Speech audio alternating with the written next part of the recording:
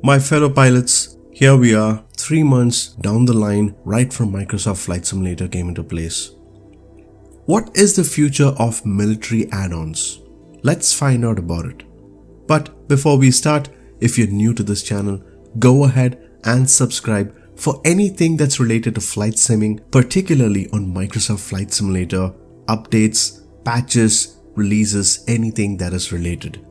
This is your community and your place, so I'd like to extend a warm welcome to you guys. The state of the simulator has changed over the course of last 3 months, welcoming more and more people trying to collaborate into this product. Right now, let's forget about civilian things for the time being. We have had a vast number of folks trying to slowly add one piece over another that adds excitement with the help of sceneries, airports, planes, world updates, and further. One might wonder exactly what is the future of military add-ons. Guys, now military, this is a deep topic as it is with no doubt a large section of aviation.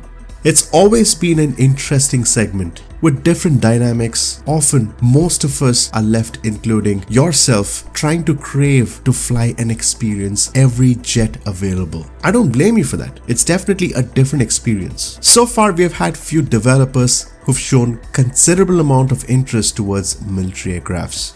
Not to forget India Fox Techo, a developer who's engrossed in quality making of beautiful jets, have unveiled their Air Mackie MB339A as well as the B series.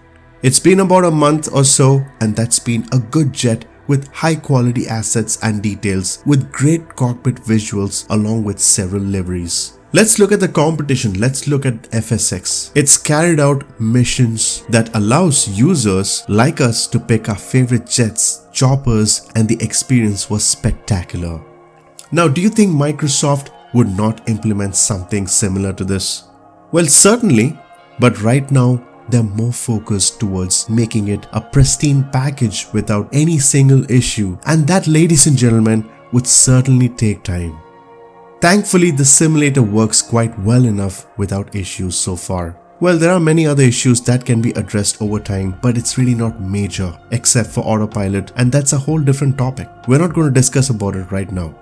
Looking at the current timelines, Asobo has been planning on the development updates. We should hope to see this in the coming future. Now, coming future can be two things, either close by or further away, and we really can't wait that long, can we? The good thing is that ever since the marketplace opened up and developers realized the complexity of codes on this new platform, they have been consistently using new practices that can set standards towards Microsoft Flight Simulator. This is much better when you compare it over other flight simulating platforms. And this is a very good change, guys. Since right now coding has better standards, the add-ons should be not far from now in terms of more releases, more complex aircrafts, and other interesting things. We have Concorde in development now, which is quite a beautiful complex jet. Mind you guys, this jet is quite complex, meaning the developers have put in a lot of effort towards coding this one over the last few months, and this is going to be one heck of a product. In the same manner, military jets have been designed well enough with India Fox Techo. DC Designs have many developments going on, and they've been right now working on the most awaited F-15 Eagle. I mean, imagine if you could be on the same team of Blue Angels flying together in a team. Well, certainly there's a legacy version of the Blue Angels right now where you can just download it for free, but this is a ported product, guys, from FSX, and definitely not up to the mark on Microsoft Flight Simulator. Let's look at the bigger picture here. How cool would it be to have aircraft carriers? I mean, imagine having landing challenges on moving carriers, or even the Behemoth for that matter. Now we might think, well, now the aircraft has to include a movable object, and we can doubt it if that can be included in the simulator. Movable object in this specific context is basically the aircraft carrier. And this is just an example. So with the inclusion of moving vehicles all over the planet that's already been designed, airports having moving vehicles, we have developers who've gone above and beyond with varieties of complex things that include aircrafts over not just on other platforms but with Microsoft Flight Simulator, who've been working on products like Concorde, F-15 Eagle, and many more. And certainly coding shouldn't be a complex thing with the inclusion of aircraft carriers. Imagine having add-ons like military airfields or even missions in Area 51 for that matter. Asobo believes in one thing: to make Microsoft Flight Simulator a product of constant engagement. As simple as that. With the inclusion of military aviation specifically meeting audiences who can enjoy air combats can definitely add another zone of excitement here.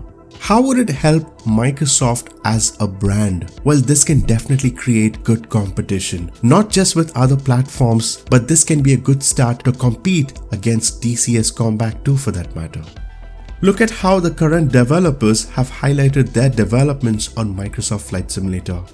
They have all set standards higher, and this has reflected over other platforms in a manner that you can see more updated versions of add-ons that include airports and planes towards Prepare 3D, Explain, and so on and so forth. This is all because of the introduction of Microsoft Flight Simulator and their investment in better research and more developments in coding. If you think military won't be an important piece in Microsoft Flight Simulator, it would be the opposite. There is a huge demand for military aircrafts, guys. Of course, there can be limitations and challenges at first, where some aerobatic pilots have actually stated that the simulator can't perform aerobatic maneuvers quite realistically. You need to know that this is still the beginning. Both Microsoft and Asobo are doing their best in terms of efforts towards performance, accuracy, trying to lift the limitation of aerodynamic coding capacities. Flight dynamics have been challenging in this aspect under other platforms, which has definitely led to disappointments. For example, the FA-18's knife edge could not be performed well. This is definitely in question for the current ways of coding under Microsoft Flight Simulation. Again, this is still the beginning, guys. Things have to evolve, and they are certainly making sure of having the most up-to-date coding in order to accommodate more changes in the months to come.